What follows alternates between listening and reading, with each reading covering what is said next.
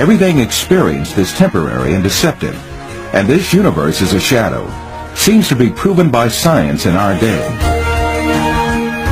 In order to better grasp this secret behind matter, let us be reminded of our information about our sense of sight, which provides us with the most extensive information about the external world.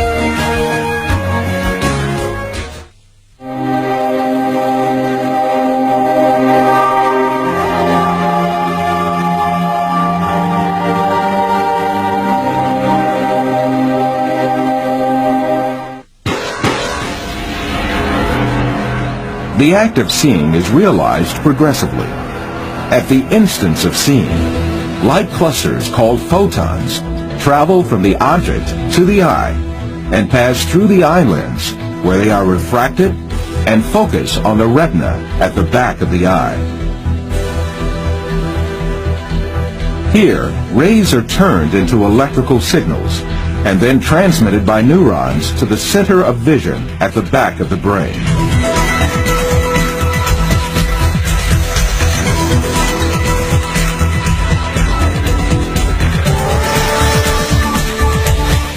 The act of seeing actually takes place in this center in the brain.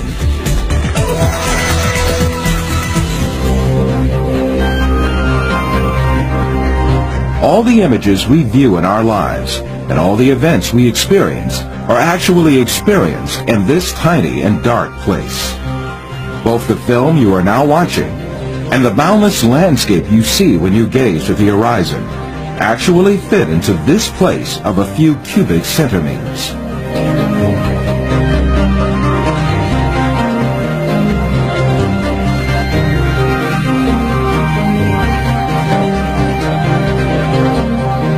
Now, let us reconsider this information more carefully.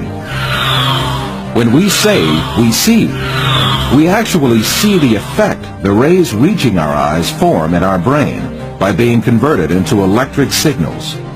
When we say we see, we actually observe the electrical signals in our brain. By the way, there is another point that has to be kept in mind. The brain is sealed to light, and its interior is absolutely dark. Therefore, it is never possible for the brain to contact with light itself. We can explain this interesting situation with an example. Let us suppose that in front of us there is a burning candle, and we view its light. During this period, when we view the candle's light, the inside of our skull and our brain are in absolute darkness. The light of the candle never illuminates our brain and our center of vision. However, we watch a colorful and bright world inside our dark brain.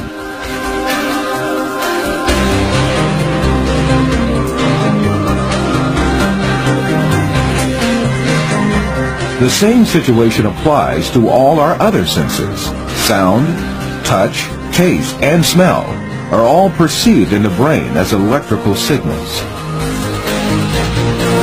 Therefore, our brains throughout our lives do not confront the original of the matter existing outside us, but rather an electrical copy of it formed inside our brain. It is at this point that we are misled by assuming these copies are instances of real matter outside us.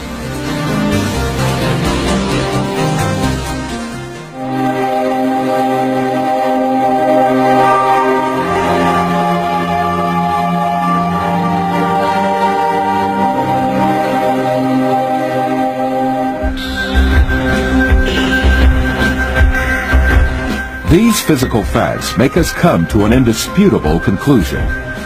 Everything we see, touch, hear, and perceive is matter. The world, or the universe, is only electrical signals in our brain.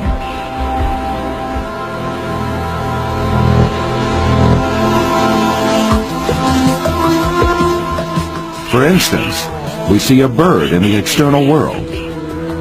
In reality, this bird is not in the external world, but in our brain. The light particles reflecting from the bird reach our eye, and there they are converted into electrical signals. These signals are transmitted by neurons to the center of vision in the brain.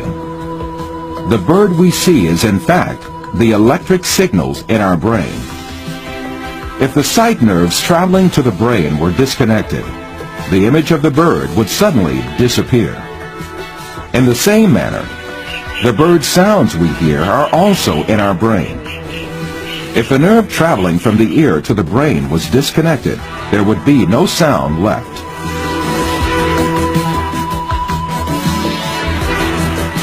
Put simply, the bird, the shape of which we see, and the sound of which we hear, is nothing but the brain's interpretation of electrical signals.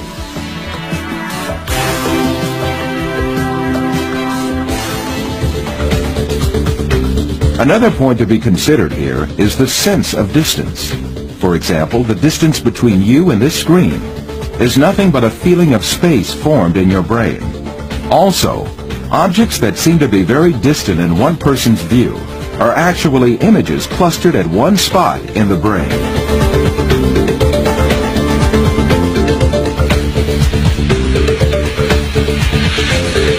For instance, someone who watches the stars in the sky assumes that they are millions of light years away from him. Yet the stars are right inside himself, and the center of vision of his brain.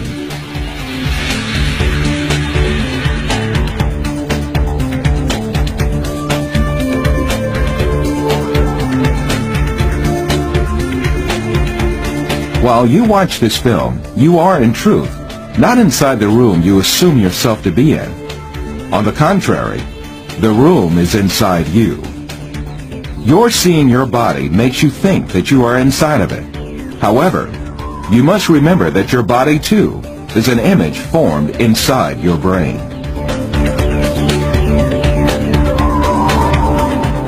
So far, we have been speaking repeatedly of an external world and a world of perceptions formed in our brain, the latter of which is what we see. However, since we can never actually reach the external world, how can we be sure that such a world really exists? Definitely we cannot. The only reality we cope with is the world of perceptions we live within our minds.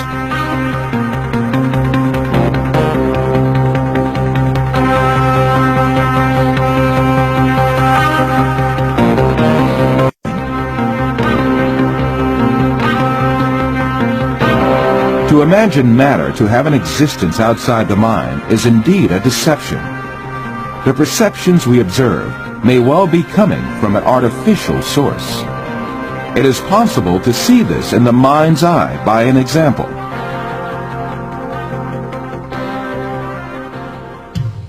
First, let us suppose that we could take our brain out of our body and keep it alive in a glass jar. Let us put a computer in which all kinds of information can be recorded. Finally, let us transmit the electrical signals of all the data related to a setting, such as image, sound, and smell, to this computer. Let us connect this computer to the sensory centers in our brain with electrodes and send the pre-recorded data to our brain. As our brain perceives these signals, it will see and live the setting correlated with these. From this computer, we can send to our brain also signals pertaining to our own image. For instance, we can send to our brain the electrical correlates of such senses as sight, hearing, and touch that we perceive while we sit at a desk. In that state, our brain would think itself as a businessman sitting in his office. This imaginary world would continue as long as the stimulations keep coming from the computer. We would never realize that we only consist of a brain. It is indeed very easy for us to be deceived into believing perceptions without any material correlates to be real.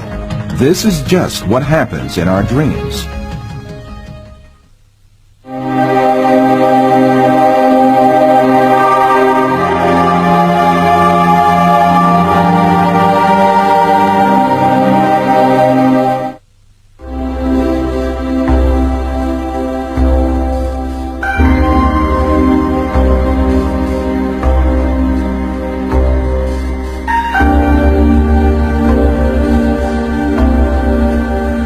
For you, reality is all that can be touched with the hand and seen with the eye.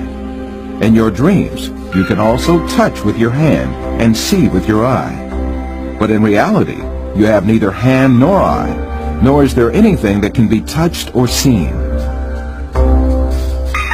Taking what you perceive in your dream to be material realities, you are simply deceived.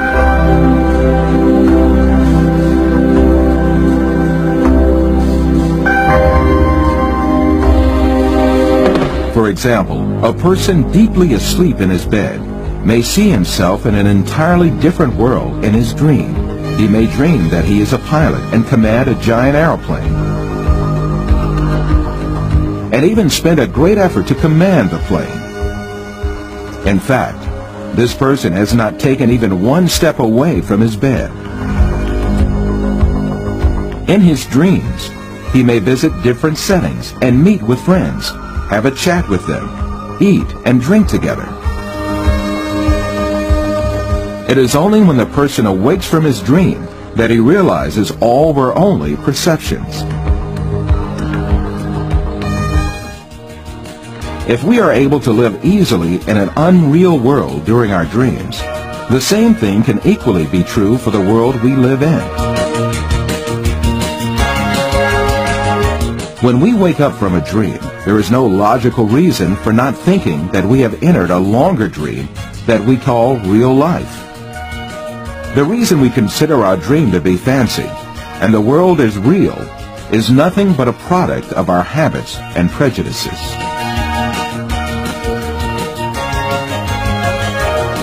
This suggests that we may well be awoken from the life on earth, which we think we are living right now, just as we are awoken from a dream.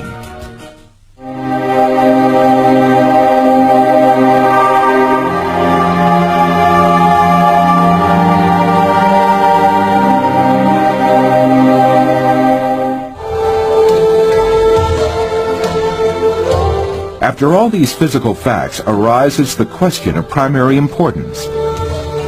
If all physical events that we know are intrinsically perceptions, what about our brain?